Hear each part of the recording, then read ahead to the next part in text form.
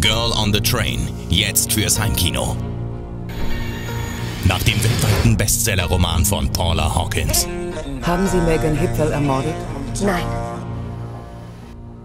Golden Globe-Gewinnerin Emily Blunt in einem atemberaubenden Thriller, der unter die Haut geht. Fesselnd, packend, verstörend. Sag mir, was in der Nacht passiert ist. Girl on the Train, jetzt auf DVD, Blu-ray, 4K Ultra HD Blu-ray und als Video on Demand.